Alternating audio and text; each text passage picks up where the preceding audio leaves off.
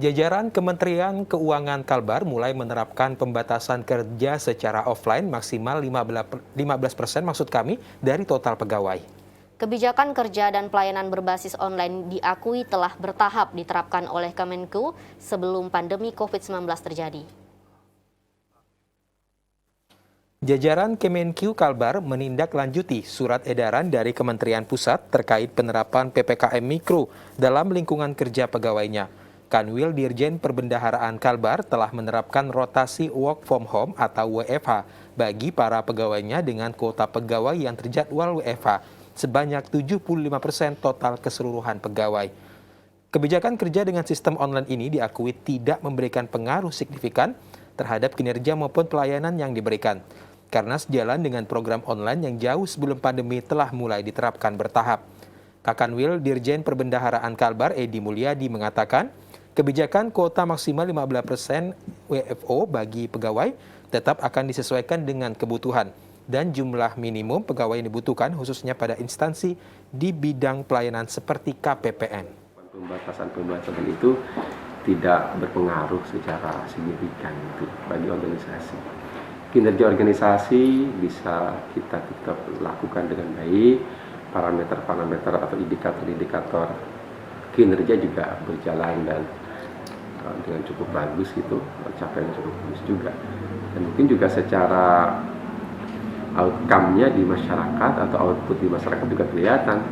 Capaian-capaian penyaluran dana dari pemerintah juga berjalan seperti biasa.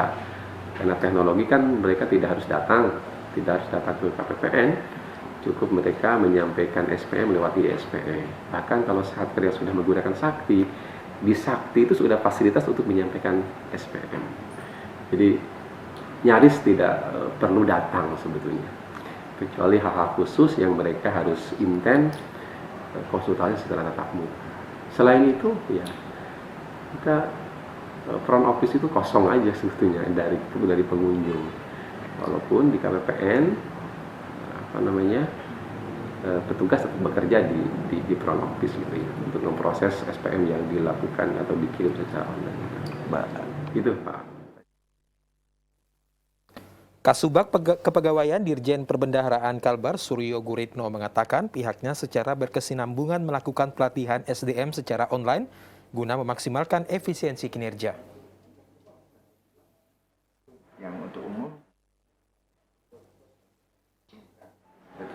setiap orang sebenarnya boleh data di situ. Karena khusus kepegawaian ada yang diklat khusus ya. Itu yang mungkin sedikit tambahan. Terkait tadi sistem itu, sehingga kesimpulannya gini, ketika kondisi kayak gini di kementerian kita itu organisasi masih berjalan dengan seperti biasanya karena sudah ada wadahnya, sudah disiapkan. Bahkan sebelum yang saya ceritakan tadi, sebelum kejadian adanya pandemi ini, dengan adanya pandemi itu mempercepat proses-proses tadi, jadi gitu. Ya pastinya harus dievaluasi lebih lanjut. Kedepannya jajaran Kemenku Kalbar akan terus melakukan penyesuaian dalam sistem kerja dan pelayanan sesuai arahan dari Kementerian Pusat.